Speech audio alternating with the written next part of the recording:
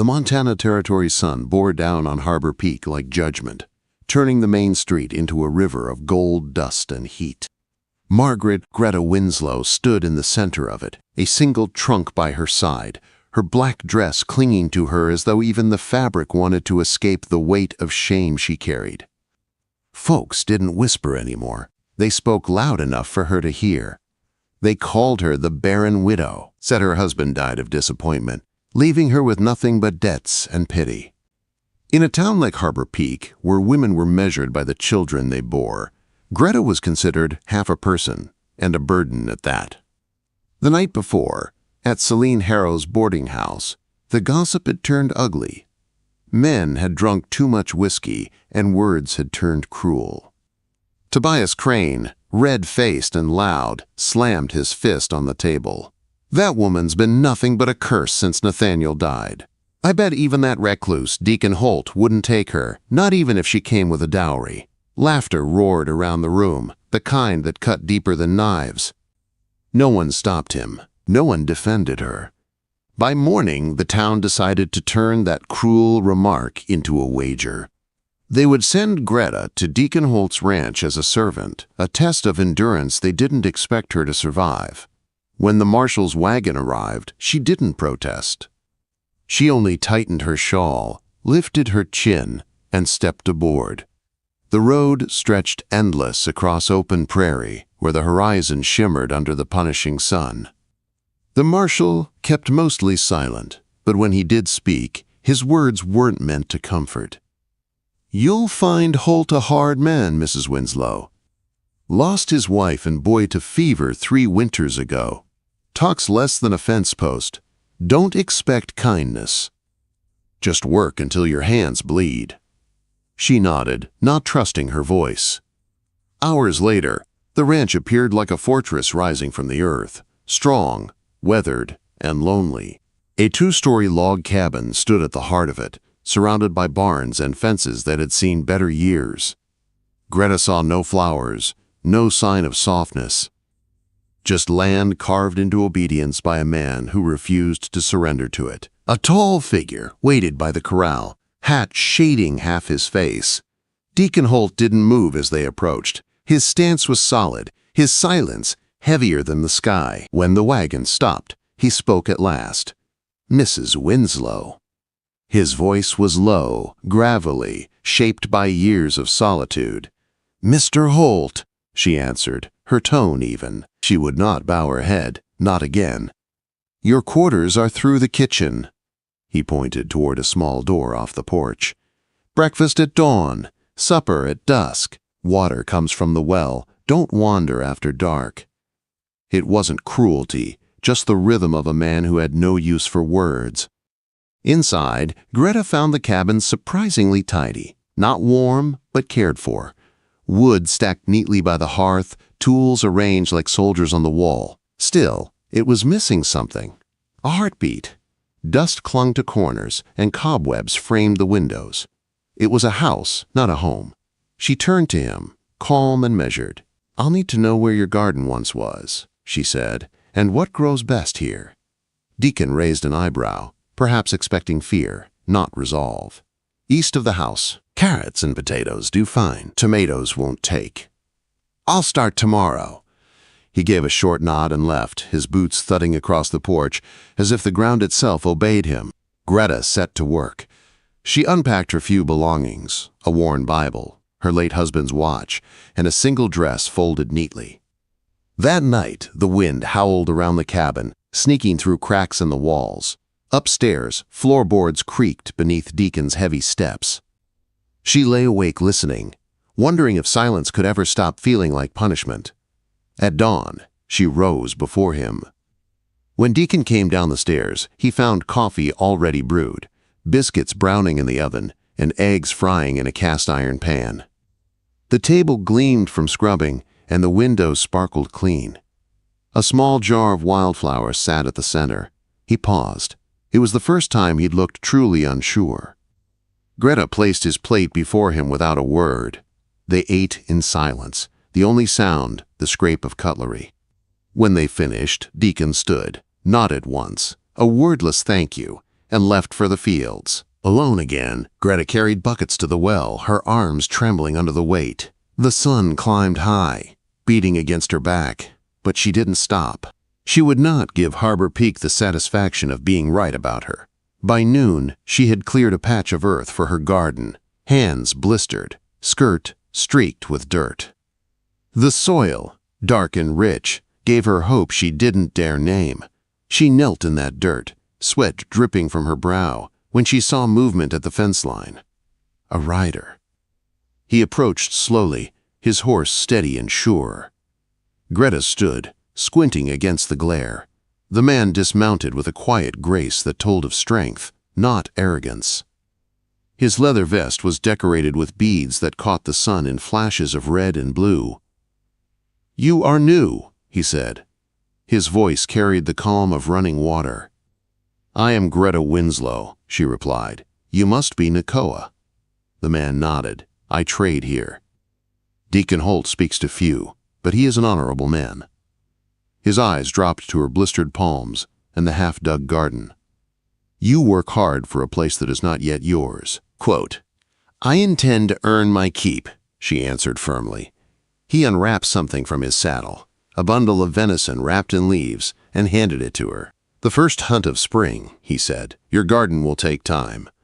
Before she could thank him, Deacon appeared on the ridge, rifle in hand, expression unreadable. He walked down slow, his gaze shifting between Greta and Nakoa. "Nakoa," he said by way of greeting. "Creek's running high. South fence needs fixing." They spoke few words, but Greta sensed mutual respect between the two men. When Nakoa left, Deacon lingered, his eyes falling on the bundle of meat in Greta's hands. "He means no harm," she said quietly. "I know." That night she cooked the venison with onions and herbs she'd found near the creek. Deacon ate without speaking, but when he set down his spoon, his voice broke the silence. "Stew's good."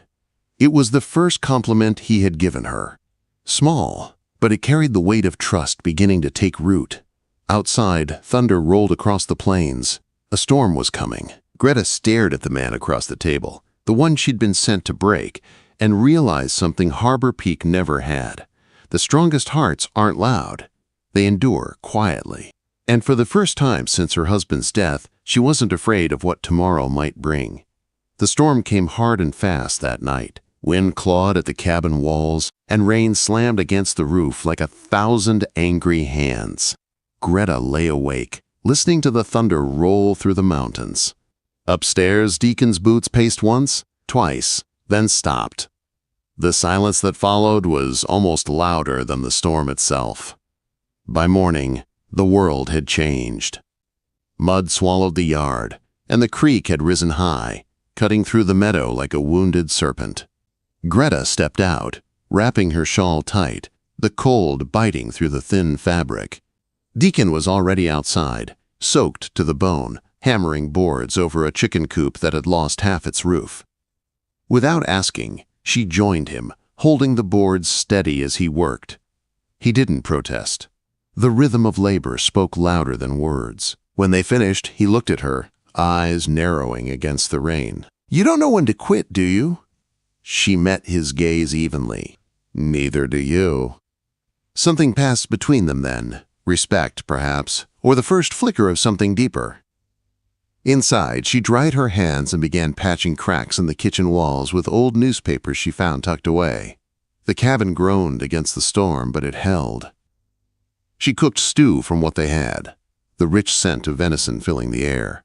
Deacon returned soaked and weary, but paused when he saw the firelight dancing across a home that looked cared for. He didn't speak. Greta handed him a towel, and for the first time since her arrival, he took it with something close to gratitude. They ate together in silence. But the silence felt different now, softer somehow, less like distance and more like understanding. The storm raged for 3 days. By the time the clouds broke, the world outside was reborn. Wildflowers burst through the mud, and sunlight poured across the land like forgiveness. Greta stepped outside to hang the quilts she'd washed, and saw Deacon at the edge of the pasture, rifle slung over his shoulder, surveying the damage. When he turned, his expression softened ever so slightly at the sight of her. For the first time, she felt that maybe the moon brought unexpected visitors. A wagon appeared through the mud, wheels groaning as it stopped in front of the cabin. Judge Burke Malloran climbed down, his hat dripping with rain, followed by Marshal Pikeford. "Morning, Mrs. Winslow," the judge greeted, his voice booming in the quiet yard. "I'd say you've settled in better than most expected." Greta smiled faintly. "They didn't expect much, Judge." Inside, Deacon poured coffee for the men, his movements brisk, efficient. The judge accepted the cup with a nod and drew a folded document from his coat. "I'm afraid I don't come with pleasant news. Tobias Cranes filed a claim against your water rights, Deacon. Says the storm shifted the creek onto disputed land." Deacon's jaw tightened. "The creek's been in that spot since my father cleared this valley. He's trying to choke my land dry." Judge Malloran sighed. "He's trying to bleed you through paper before bullets. But that's not all. Harbor Peak's been busy gossiping again." His sharp eyes flicked toward Greta. "People are talking about your arrangement here." Greta set down her coffee cup slowly. "Arrangement? Some folks claim it's improper for a widow to live alone with an unmarried man," Pikeford muttered, not meeting her eyes. "You know how people talk." Greta felt heat rush to her face, though it wasn't shame. It was fury. "The same people who wagered on my failure now pretend to care for my virtue?" Judge Malloran gave a dry chuckle. "Quite so, Mrs. Winslow, but the court of public opinion can be more dangerous than any legal one. Be careful.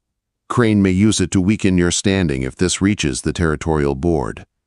Before Deacon could answer, the sound of galloping hooves shattered the calm. A rider tore through the gate. A woman, wild-eyed and mud-smeared, clutching something in her arms. She barely managed to stop her horse before collapsing into the mud. "Help!" she screamed. "Please, someone help!" Deacon and the marshal reached her first. She tumbled from the saddle, trembling, and the bundle in her arms shifted with a faint cry. Greta's heart clenched. It was a child.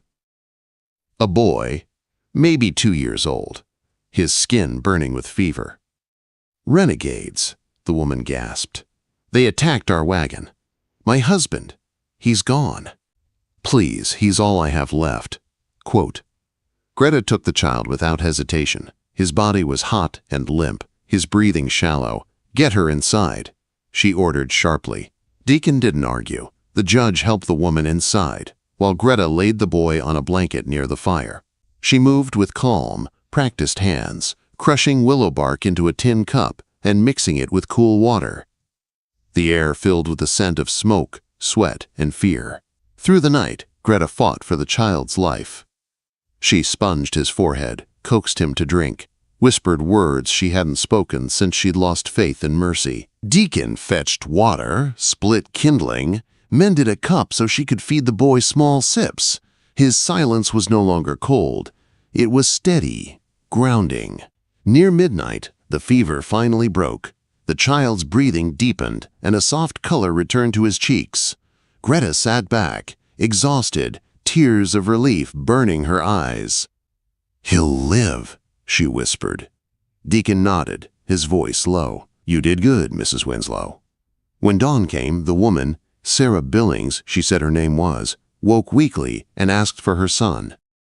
"Levi," she murmured, reaching for the boy. "He's all I have." But by noon it was clear she was fading fast. Infection had spread too deep. She clutched Greta's hand, her voice trembling with the weight of a dying mother's plea. "Promise me, promise you'll care for him. Don't let them send him to strangers." Greta's throat tightened. "I promise." Sarah's eyes softened, relief washing over her face before closing forever. They buried her at sunrise on the small rise beyond the pasture. Deacon carved her name into cedar, steady and silent, while the child clung to Greta's skirts, his tiny thumb in his mouth. The judge stood beside them, his hat over his heart. "I'll file the guardianship papers," Judge Malloran said quietly. Given the mother's wish, it should be simple enough. But even as the earth settled over Sarah Billings's grave, Greta felt unease stirring in the wind. Nothing in the Montana Territory ever stayed simple. That night, as Levi slept curled in Deacon's wife's old rocking chair, Greta whispered to herself, "He has no one else." Deacon looked up from the fire. "He has us." And for the first time, Greta realized he meant her too. The wager that was meant to break her had led her to this. A lonely rancher, a motherless child, and a promise that would soon be tested by forces far beyond their quiet valley. Weeks passed, and the ranch found a new rhythm. Little Levi followed Greta everywhere, his small boots leaving uneven tracks in the soil beside her garden rows. He laughed when she splashed him with well water, and when he slept, his tiny hand always found hers. Deacon built him a small wooden horse, smooth and sturdy, and left it on the table without a word. But Greta saw him watching from the doorway as Levi's eyes lit up with joy. The ranch, once silent as a grave, now had the sound of life again. Small footsteps, quiet laughter, the rustle of new beginnings. But peace on the frontier never lasted long.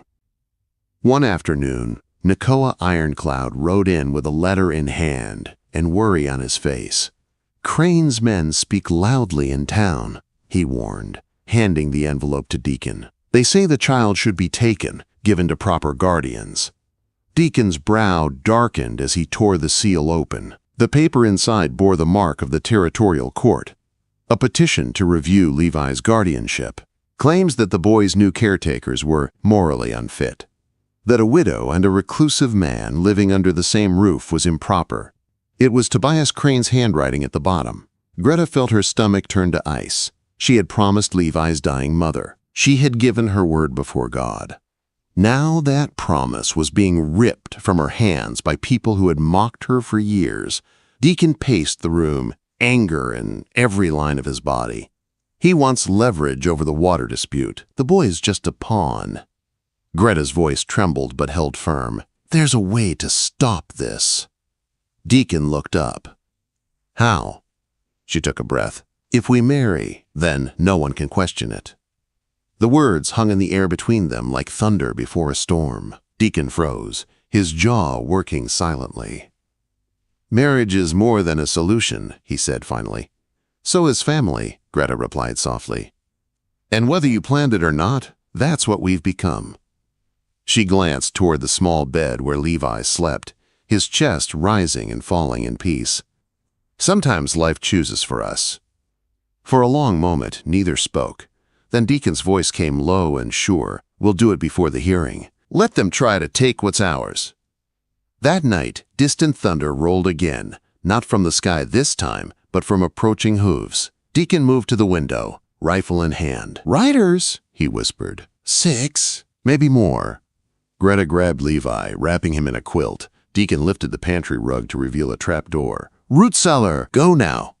Her heart pounded as she climbed down into the dark, clutching Levi tight. Above, men's voices cut through the night. "Halt!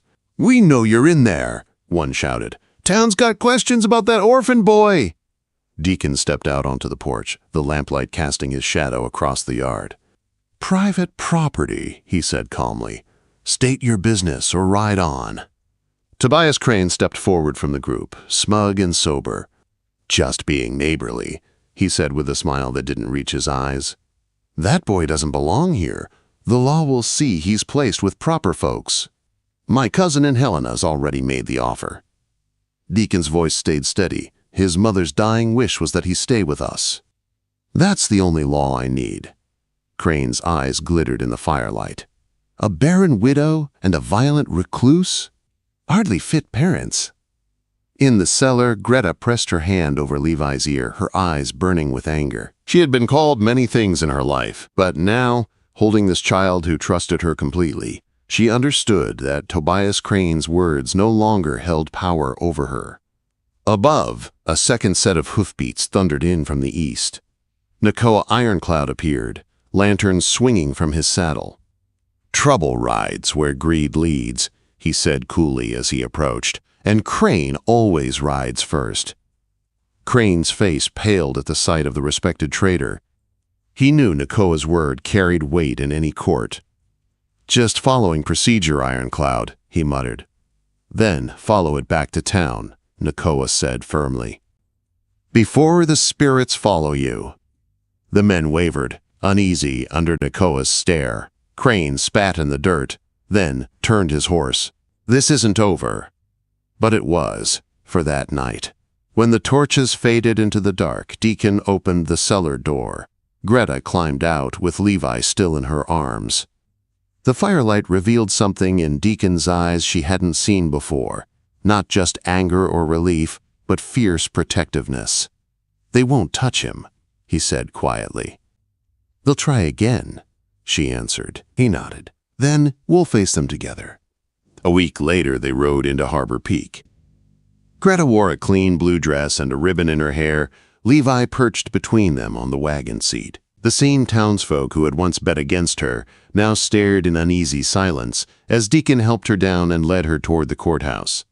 Judge Malloran met them with a faint smile. "Marshal Pikeford told me the news," he said, unfolding his papers. "You've both decided to make this official."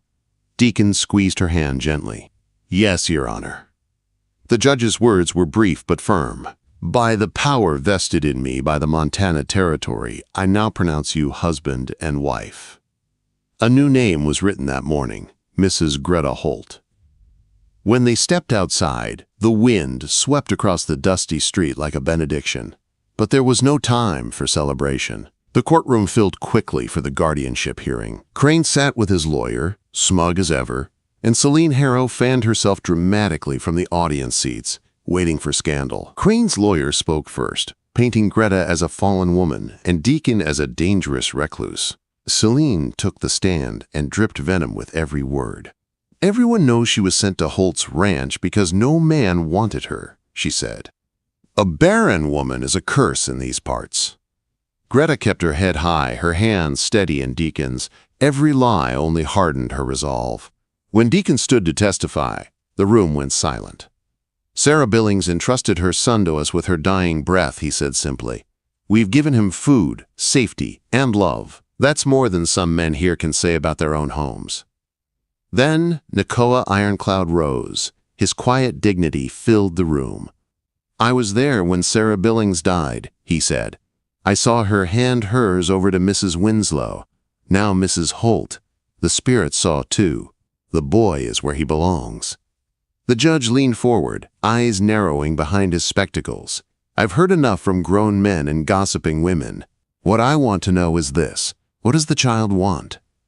A ripple ran through the courtroom. Levi, perched on Greta's lap, blinked up at the judge, his thumb in his mouth, his free hand clutching the carved wooden horse Deacon had made him. The judge smiled kindly. "Levi, are you happy living with Mr. and Mrs. Holt?"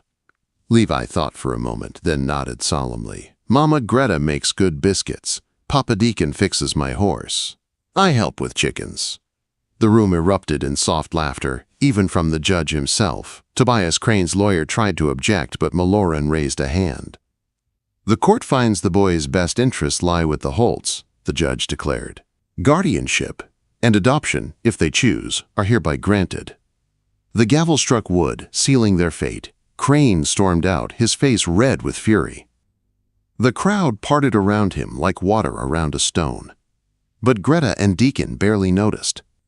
Levi had wrapped his little arms around both their necks, whispering, "My family." Months later, the ranch thrived. The garden flourished under Greta's care. The cattle grew strong, and laughter filled the air that had once known only silence. They buried Sarah Billings beneath the cottonwood tree and signed the final adoption papers there, naming the boy Levi Holt. Nakoa stood beside them and handed Greta a small turquoise bracelet. "For the woman who made a family from broken pieces," he said. "Stone is strongest where it was once cracked." As the Montana sun dipped below the ridges, Greta stood hand in hand with Deacon, Levi playing at their feet. The wind that once carried gossip now carried peace. What had begun as a cruel bet had turned into a miracle. The barren widow sent away in disgrace now stood as a wife, a mother, and the heart of a home that refused to break. And somewhere in Harbor Peak, the same townsfolk who once mocked her now whispered a different kind of story. The story of the woman who was sent to a rancher as a joke, but came back with a son and a life worth everything.